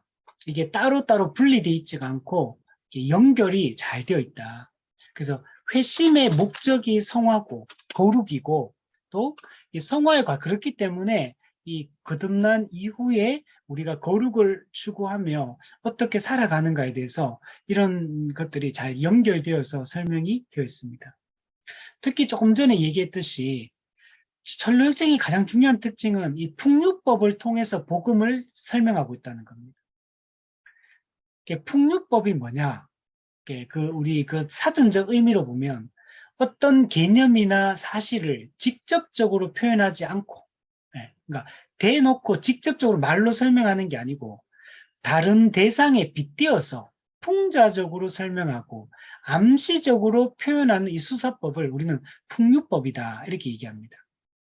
그래서 우리 이솝우화 이런 게 다 풍류법으로 되어 있는 거죠. 그래서 이런 식으로 이렇게 복음의 진리를 이렇게 설명을 해주고 있기 때문에 그 내용적으로 겉으로 드러난 내용을 보면 쉽게 이해가 됩니다. 내용 파악이 잘 돼요. 이제 그래서 그런 내용들을 가지고 그 이야기 스토리를 가지고 그게 어떤 의미를 가지는지를 이렇게 신학적 의미들을 설명해 주고 있습니다. 그래서 복음을 설명하는 아주 독특한 이 방식이라고 얘기할 수가 있습니다. 철로역정이 기록된 그 배경은 청교도 운동입니다. 청교도 운동의 그 배경 하에서 철로역정이 기록되었다라고 얘기할 수 있습니다. 이 청교도 운동은 언제 일어났냐면 종교개혁이 1517년에 일어났어요. 그리고 영국에서의 청교도 운동은 1559년부터 1700년대까지 요때 요 시기를 우리는 청교도 운동 시기다, 이렇게 보통 이야기를 합니다. 그러니까 종교개혁과 맞물려 있는 거예요. 청교도 운동은 종교개혁의 그 배경 속에서 영국에서 그 종교개혁의 그 사상 가르침들, 개혁주의 신학, 칼빈주의 신학을 영국에서 잘 붙들고 그렇게 변화시키려고 했던 게 이 청교도 운동이다라고 얘기할 수 있습니다. 이게 1559년부터 1700년에 걸쳐서 영국에서 일어났고, 이게 특별히 이거는 청교도 운동은 어떤 거냐면 개혁 운동입니다. 교회 개혁 운동입니다. 왜냐하면 당시에 원래는 유럽 전체가 이게 로마 카톨릭이었죠. 그러다가 이제 종교개혁이 일어나서 이제 개신교가 이제 세워졌고, 그런데 개신교도 영국에서는 영국 국교회라고, 영국은 국교를 정했어요. 국가 종교. 국교가 뭐냐? 영국 성공회입니다. 영국 국교회 또는 영국 성공회라고 얘기하죠. 근데 영국 국교회 중심으로 그러니까 그 교회 수장이 누구냐면 그 왕인 거예요, 왕. 왕이 그 교회에 대한 권한을 가지고 있는 겁니다. 정치적인 왕이 종교적인 영역에 이 교회의 어떤 그 수장의 역할을 하는 게 영국 국교예요. 그래서 영국은 그 기독 종교가 국가의 관할하에 있는 겁니다. 그러니까 이렇게 되니까 그게 이제 영국의 개신교인 거예요. 영국의 개신교. 근데 이제 여기에 반대하는 사람들이 이제 생길 수밖에 없어요. 그러니까 이런 형식 자체도 반대하지만 또 그 영국 국교회가 가지고 있는 그 내용들이 또 그렇게 아름답지가 않았습니다. 그래서 여기에 반발하며 이 청교도들이 종교개혁의 그 신학적 사상들을 견지하고 성경에서 보여주는 이 교회의 다움을 회복하기 위해서 이 교회 개혁 운동이 일어났던 게 이 청교도 운동이다라고 얘기하는. 그 청교도들 이게 퓨리탄 이거는 청교도들이 붙인 이름이 아니고 그 그 그 청교도들을 박해하던 이 국교회 쪽에서 붙인 이름이에요. 이 저항자들, 영국 국교에 그게 이게 딱 따라와야 되는데 따라오지 않고 이 저항하는 사람들, 자기들만 뭐 깨끗한 척하고 자기들만 이렇게 뭔가 좀 다른 것처럼 이렇게 하는 저항자들, 이런 사람으로 이렇게 나쁜 의미로 원래 청교도라는 말이 사용이 되었습니다. 그래서 우리가 이 청교도 여기에서 우리가 이제 이 청교도 신학은 개혁주의 신학이고 그걸 우리가 지금도 우리가 물려받고 있다라고 얘기할 수 있습니다. 그래서 당시 영국 국교회는 어땠냐면 정치적이었어요. 당연하겠죠. 국가가 그 있으니까 정치와 이게 종교가 연결이 돼 있고 이 정치와 종교가 이렇게 분리가 잘 안 돼요. 그리고 되게 세속적이었어. 그러니까 종교개혁의 그 상무를 이어받았다면 당연히 개혁 정신을 가지고 정말 거룩하게 살아가야 되는데, 근데 실질적으로는 이게 정치와 결탁되어 있는 이런 상황이기 때문에 또 국가의 관할을 받고 있기 때문에 이 정치적이고 세속적이었고 예배는 또한 우상적이었고 미신적이었습니다. 이게 영국 국교의 특징이 뭐냐면 성공의 특징이 그거예요. 신학은 우리 개신교 신학을 가지고 있는데 의식은 로마 가톨릭의 의식을 가지고 있어요. 그래서 뭐 향 피우고 뭐 촛불 켜고 이런 것들, 그 의식들, 그리고 어떤 눈에 보이는 어떤 로마 가톨릭이 가지고 있던 어떤 형식들, 어떤 옷 입는 거 이런 것부터 시작해가지고, 그리고 그 직제도 우리는 목사잖아요. 개신교는 다 목사인데 그 영국 성경에는 신부라고, 목사님을 신부님이라고 불러요. 거기는. 그러니까 이게 신학은 개신교인데 의식과 많은 것들은 로마 가톨릭적이에요. 그게 중간에 이게 로마 가톨릭과 개신교 중간에 있거든요. 그러다 보니까 아무래도 로마 가톨릭의 그런 무상적이고 미신적인 그런 요소들이 완전히 제거된 게 아니에요. 그래서 영국 성경에는 아주 독특한 그런 특징들을 가지고 있습니다. 이제 그러다 보니까, 그러니까 개혁 신학을 따라서 복음주의 신학을 따라서 바르게 믿고 바르게 살고 바르게 교회와 정부가 국가가 분리된 이런 형태를 이렇게 추구하는 개신교에서는 이런 생각을 가지고 있는 사람들은 영국 국교의 이런 모습들을 받아들일 수가 없는 겁니다. 그래서 이런 상황 속에서 영국 국교에는 세상 사람들과 별로 구별이 안 되는 겁니다. 세속적인 삶이. 뭔가 믿는 사람과 믿지 않는 사람이 구별이 안 되다 보니까 이제 지금 이런 좀 바르게 믿고 싶은 사람들 입장에서는 이걸 그냥 가만히 둘 수가 없는 겁니다. 특히 신앙 고백과 행위가 삶이 일치하지 않았어요. 믿음과 행위, 신앙 고백과 삶, 이게 일치하지 않는 겁니다. 그러니까 경건한 목회자들, 경건한 성도들 입장에서는 타락한 이런 영국 국교의 모습을 가만히 두고 볼 수가 없는 겁니다. 이런 배경 가운데 이들은 저항을 한 겁니다. 그래서 실제로 이게 저항을 했고 이 청교도 운동이 일어나서 영국 국교로부터 엄청난 핍박을 당해요. 그래서 진짜 수많은 사람들이 이 당시에 죽습니다. 순교당해요. 근데 이들을 공격했던 사람이 누구냐? 로마 가톨릭이 아니에요. 개신교의 한 분파인 영국 국교회. 이들도 똑같은 예수님 믿는 그냥 기독교인이에요. 근데 이들에 의해 청교도들이 핍박을 받아서 이 저항자로 낙인 찍히고, 그리고 국가에 반역하는 이런 존재로 낙인 찍혀서 여러분 핍박을 엄청나게 당하게 됩니다. 그런데 이 청교도들은 그걸 굽히지 않아요. 믿음과 행위가 일치하는, 신앙 고백과 삶이 일치하는 참된 교회를 세우기를 이들은 열망을 했습니다. 그래서 이런 핍박을 받아서, 그래서 일부는 네덜란드로 나중에 많이 도망을 칩니다. 물론 영국에 계속 남아있었던 청교도들도 많이 있었고, 또 일부의 청교도들은 네덜란드로 이렇게 도망을 치게 되고, 또 일부의 그 청교도들은 그 아메리카 대륙으로 메이플라워 타고 넘어간 사람들도 다 이때 핍박을 받아서 넘어갔던 사람들이에요. 그래서 네덜란드로 넘어간 이 영국 청교도들이 그 네덜란드 개혁교회, 아주 이제 네덜란드 개혁교회와 청교도들이 다시 또 이 결합을 해서 이제 아주, 그래서 신앙생활을 열심히 합니다. 그리고 미국으로 이쪽으로 넘어왔던 사람, 뉴 잉글랜드로 이제 넘어왔던 사람들이 나중에 이제 미국을 세우게 되는 겁니다. 이들이 아주 중요한 그 역할들을 해서. 자, 청교도들은 이 믿음과 행위가 일치하지 않는 이 원인을 찾았어요. 왜 이런 현상이 일어나느냐? 왜 예수님을 믿는데 왜 삶은 이렇게 세속적이냐? 이게 이제 이들에게는 큰 이게 관심거리였어요. 그래서 왜 이렇게 되는가를 찾아보니까 교회 안에 참된 회심자와 거짓 회심자가 뒤섞여 있기 때문에 이런 문제가 발생한다는 걸 이제 알게 된 거예요. 교회는 나오는데 당신은 예수 믿습니까? 하면 다 예수 믿는다 그러고 또 전부 다 자기는 기독교인이라 그러고 교회 안에 와서 교회 활동들을 하고 다 하고 있는데 가만히 들여다보니까 이게 참된 믿음과 거짓 믿음을 가진 사람들, 참되게 회심한 사람과 거짓되게 회심하지 않은 사람들이 교회 안에 너무나 많이 뒤섞여 있다는 사실들을 깨닫게 됩니다. 그래서 청교도들은 뭘 강조하기 시작하냐면 참된 회개와 거짓 회개는 구별해야 된다. 참된 회개가 있고 거짓 회개가 있다. 이걸 구별해야 된다.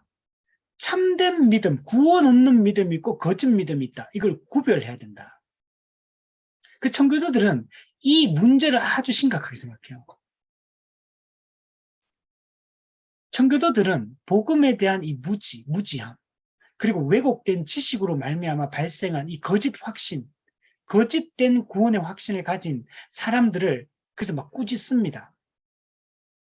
그리고 참된 믿음이 없으면서도 종교적 행위로 자신을 참된 믿음의 사람인 것처럼 꾸미는 이런 교회 안에 있는 위선자들, 교회 안에 있지만 불신자, 교회 안에 있지만 믿지 않는 자들, 명목상의 그리스도인이라고 지금 말하죠.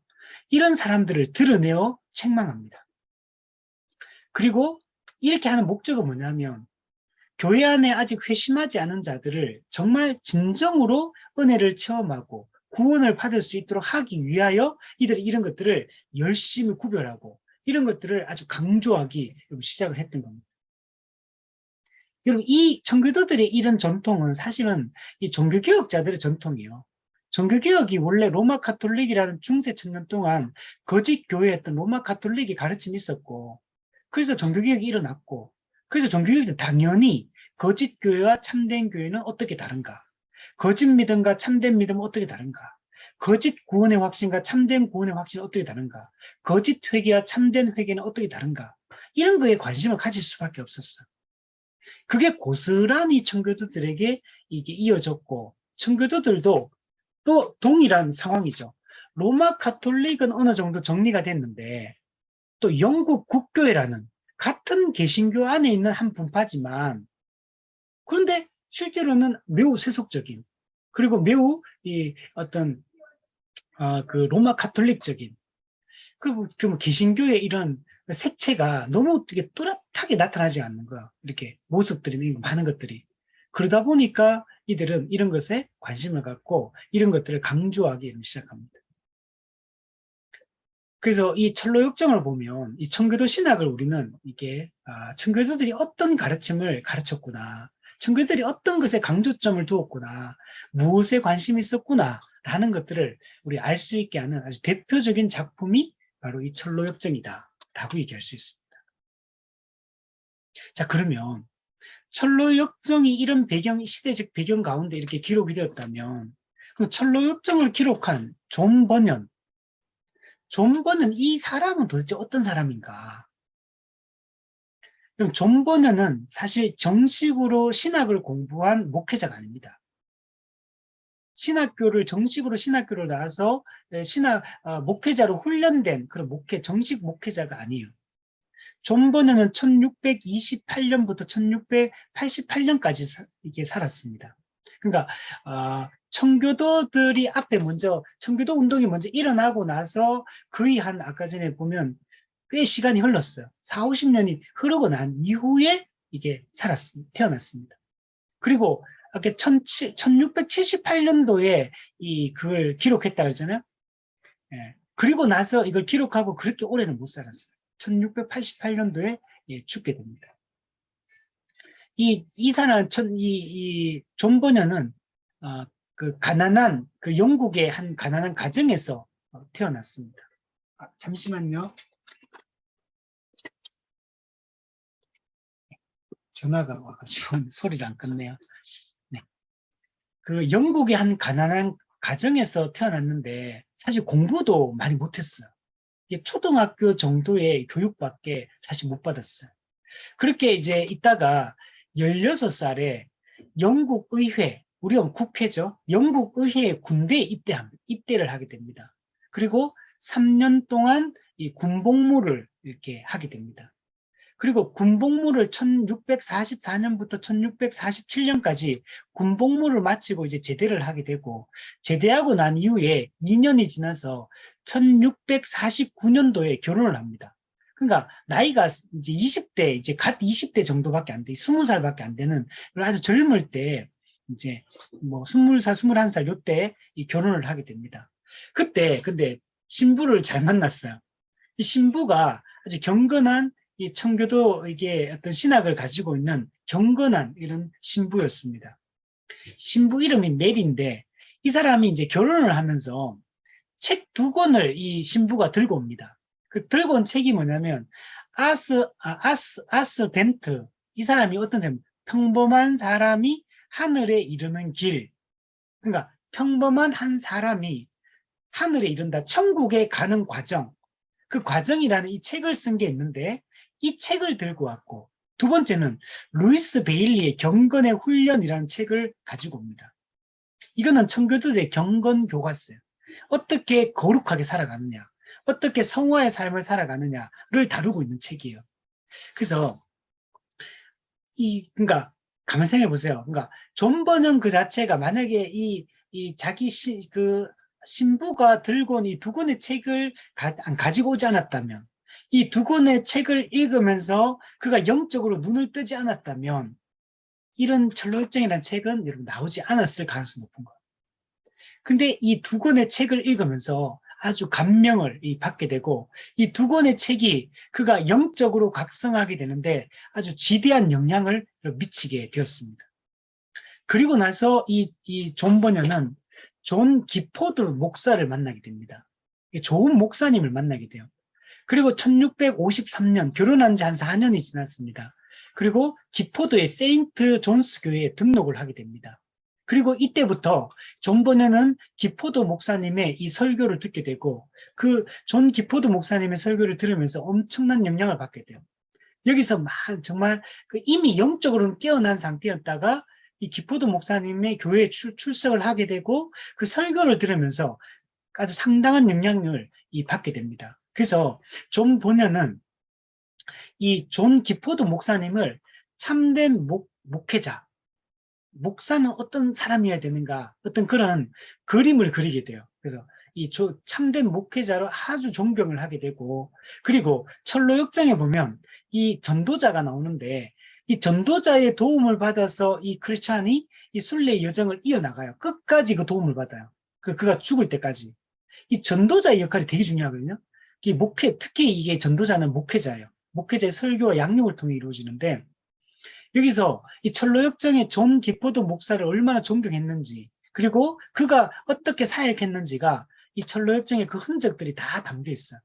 그래서 자기가 어떤 모델과 같은, 목회자의 모델과 같은 그런 존재로 이 기포드 목사님을 존경하게 됩니다.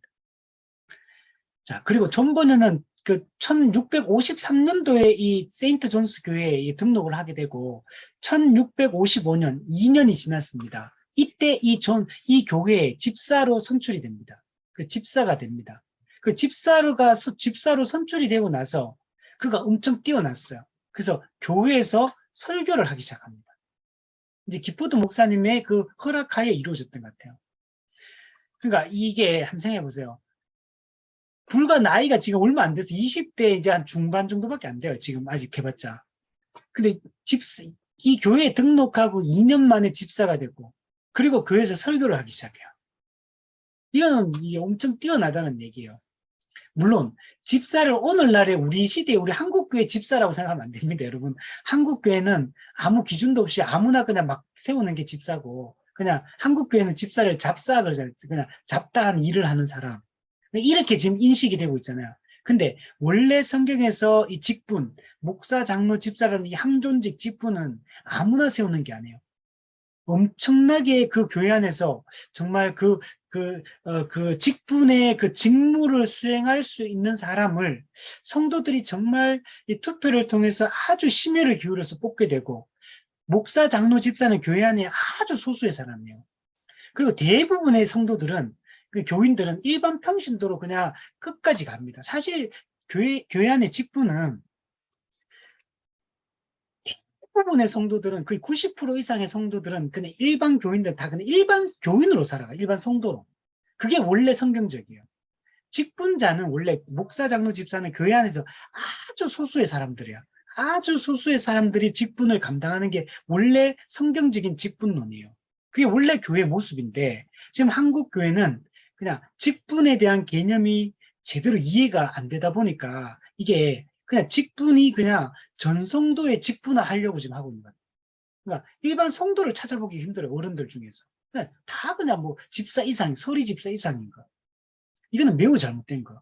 이거는 그 네덜란드 그 장로교의 그 전통 속에 이 직분을 어떻게 하든지 직분론과 관련된 책들이 많이 있거든요.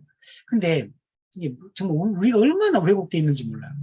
이러다 보니까 직분을 맡았는데, 직분을 받았는데 직분자가 직분자 역할을 안 해.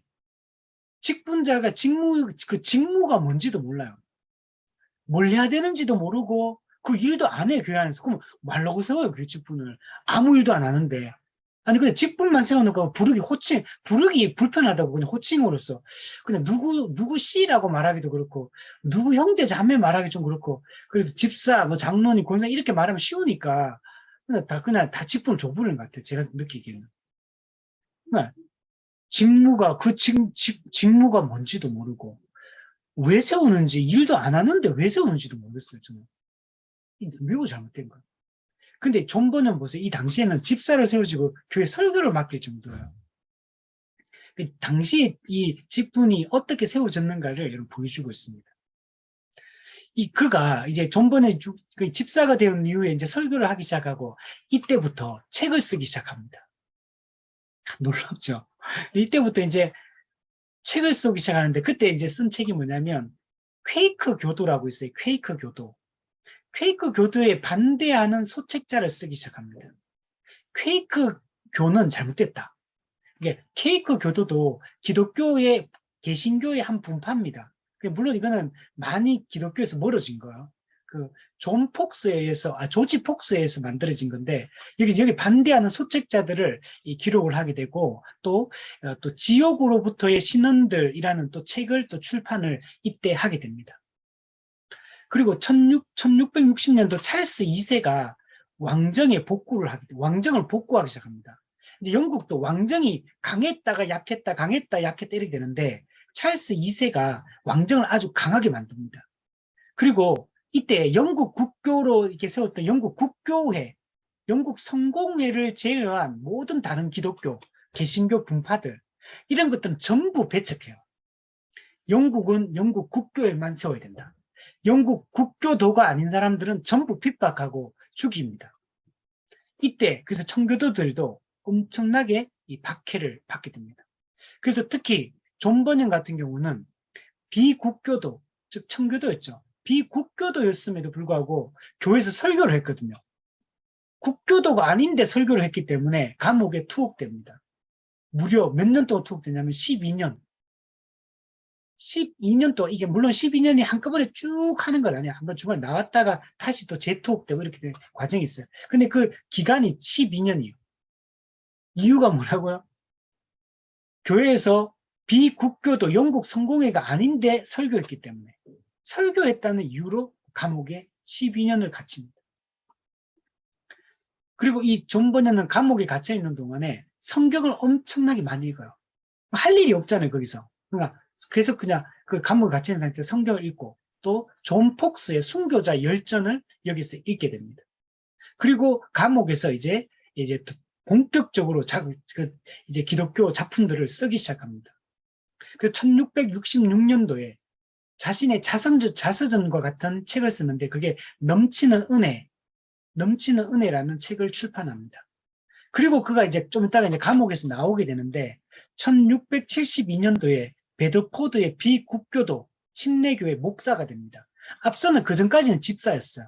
근데 이제 침례교회 목사로 안수를 받게 됩니다. 근데 이게 엄청 위험한 거예요. 영국 국교회의 목사가 아니라 침례교회 목사가 되는 건 이 당시에 이거는 목숨 내놓는 거예요. 이거는 엄청 어려운 거 이거는 순교를 각오하고 해야 되는 일이에요. 그래서 그는 그렇게 침례교회 목사가 되고 한 4년 정도를 이제 목회를 합니다. 그리고 다시 1676년도에 다시 재투옥됩니다. 이것도 딴 게 아니에요. 설교해서 그런 거예요. 설교해서. 이때 두 번째 투옥 당했을 이때 쓴 게 뭐냐면 우리가 보고 있는 이 철로역정 일부를 기록하게 됩니다. 철로역정은 일부가 우리가 알고 보통 우리가 철로역정이라고 말할 때는 철로역정 일부를 얘기합니다. 그리고 2부가 또 있어요. 그 2부에는 또 아내 크리스티나가 또 이제 회심을 하고 또 그런 얘기도 있고 또 그 이후에 또 그 얘기들이 두 번째 책이 또 있습니다. 우리는 일부만 우리는 봅니다. 일부에 이제 이 전체 과정이 다 설명되어 있기 때문에.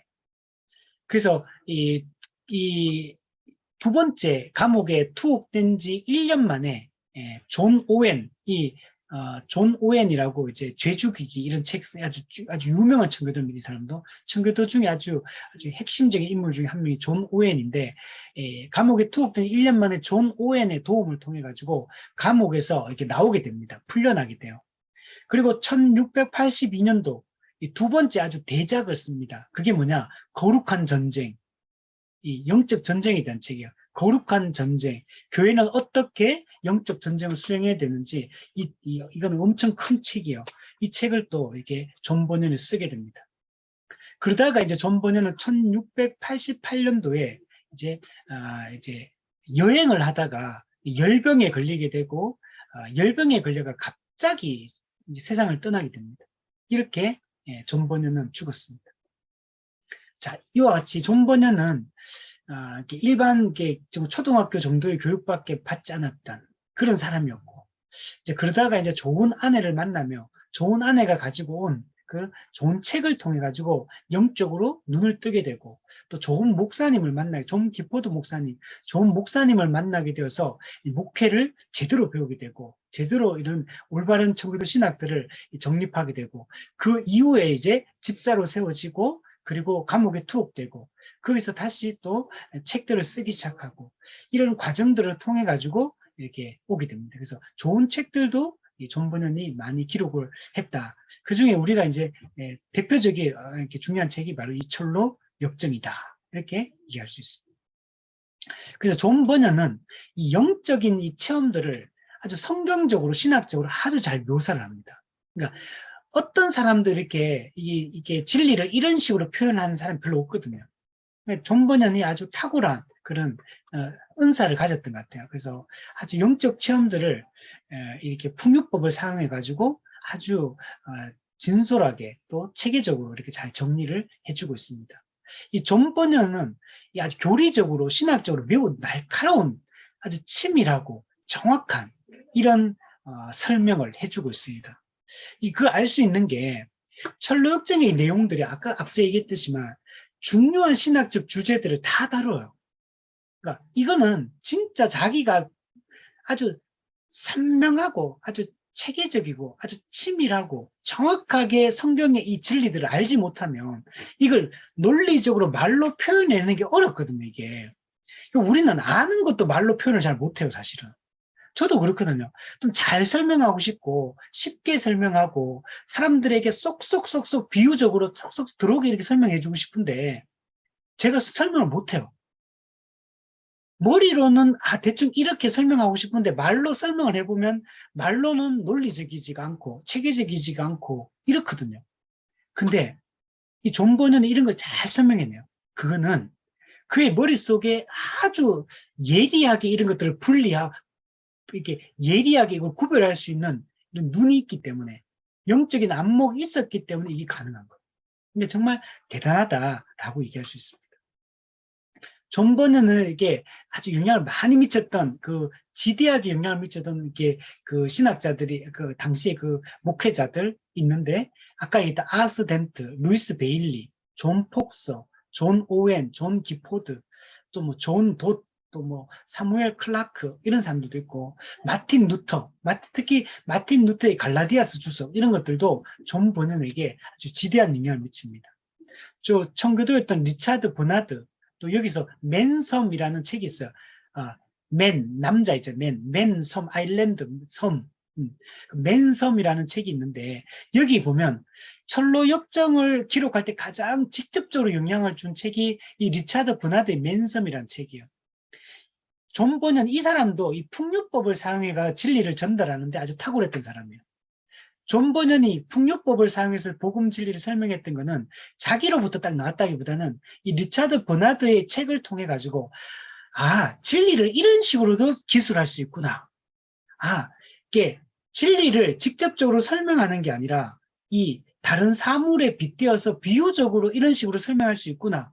이 풍요법을 이 맨섬이라는 이 책을 통해서 이 개념을 배우게 되고, 여기서 이런 것들을 통해 가지고 자기도 이제 이 책을 쓴 게 이 철로역정인 거예요.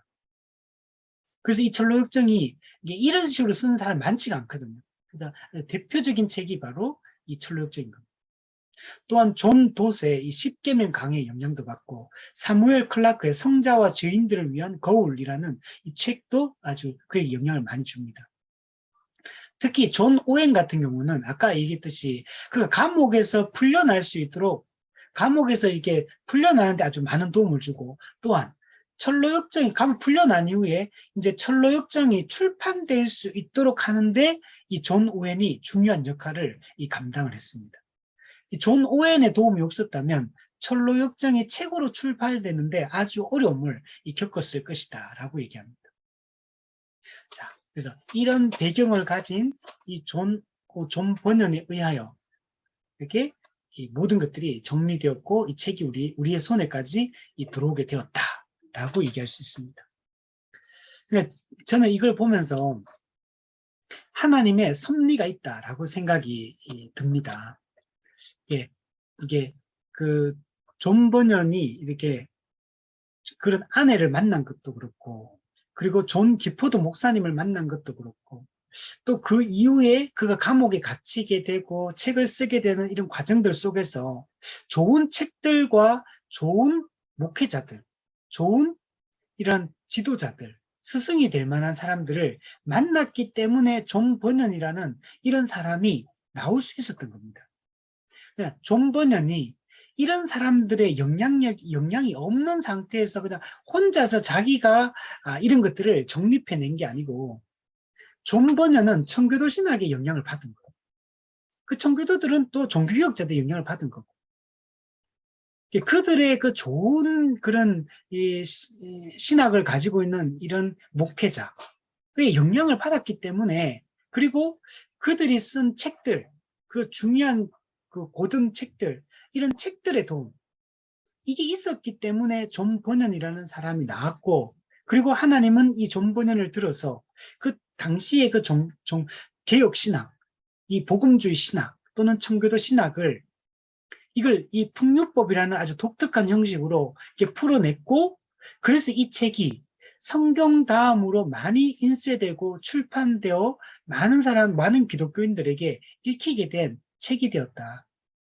우리는 사실은 뭐 아까 얘기했던 리차드 버나드 뭐 이런 사람 모르잖아요. 아스덴트 우리는 몰라요. 저도 존 돛, 뭐 사무엘 클라크 이런 사람, 존 오웬 잘 모르거든요. 우리는.